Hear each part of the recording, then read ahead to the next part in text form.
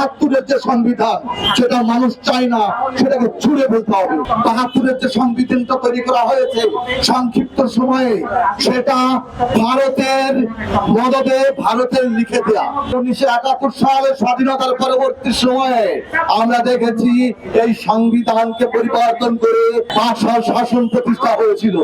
এখানে সংবিধানকে কাটাছেঁড়া করা হয় রাজনৈতিক ভাবে গোষ্ঠী এবং দলের স্বার্থে। এখানে যেখানে জনতা এবং রাষ্ট্রের কল্যাণে মানুষের স্বার্থে সংবিধানকে ব্যবহার করার কথা, সেখানে রাজনৈতিক দলগুলো প্রতিনিয়ত এই সংবিধানকে কেড়েছে। সংবিধান তো আসমানি কিতাব নয় যে সংবিধান যে পর্যায়ে আছে সেখানে রাখতে হবে। এবারের যে নির্বাচন, এই নির্বাচনও সেই ৭২-এর সংবিধানের মাধ্যমেই হয়েছে। কিন্তু আমরা যেটা বলতে চাই যে সংবিধানের আইন, যে সংবিধানে কাটাছেঁড়া করে গোষ্ঠী এবং দলীয় স্বার্থে ব্যবহার করা হয়, সেটাকে পরিবর্তন করতে হবে। এবং সেই পরিবর্তনটা কাদের জন্য? সেই পরিবর্তনটা করতে হবে রাষ্ট্র এবং জনতার কল্যাণে। তাহলে আসলে উপায় কি? একটা রক্তাক্ত গণ অভ্যুত্থান আমরা দেখেছি হাজার হাজার মানুষকে হত্যা করা হয়েছে এবং সেইখানে রাষ্ট্রীয় পুলিশ বাহিনীকে সন্ত্রাসী বাহিনী হিসেবে ব্যবহার করেছে। আমি এখানে যেটা দেখতে পাই সেটা হলো সেই সংবিধান এবং সেই দুর্বল আইন এবং বাজে আইনকে ব্যবহার করে তারা এই কাজগুলো করেছে। তাহলে আমাদের আসলেই কি করতে হবে?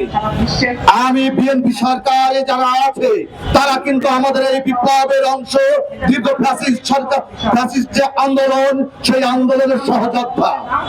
আপনারা খেয়াল করবেন যে বৃহত্তর দল হিসেবে বিএনপি সবচেয়ে বেশি নির্যাতনের শিকার হয়েছে। যেহেতু সরকার এখন বিএনপির, এখন তারা রাষ্ট্র পরিচালনা করছে, তাই তাদের এই জনমানুষের যে আকাঙ্ক্ষা, তাদের যে চাওয়া, তাদের যে প্রকাশ, সেই প্রকাশকে গুরুত্ব দিতে হবে।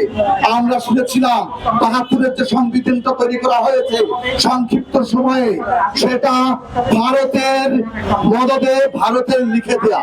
আমরা শুনেছি, আমরা ৭১-এ তো আর জন্মগ্রহণ করিনি, আমরা এর সময়ে যারা আছে তারা সিনিয়র, তাদের কাছ থেকে শুনেছি। ইতিহাস আমাদেরকে শিক্ষা দেয়, ইতিহাস যারা লিখে যায় তারা অনেকটাই দলীয় যে আদর্শ, সেই আদর্শের ভিতর দিয়ে। আমরা চাই যে এই পরিবর্তন করতে হবে এবং রাষ্ট্র জনতার স্বার্থে এই সংবিধান নতুন করে লিখতে হবে এবং সংশোধন করতে হবে। এবং ৭২-এর যে সংবিধান সেটা মানুষ চায় না, সেটাকে ছুঁড়ে ফেলতে হবে।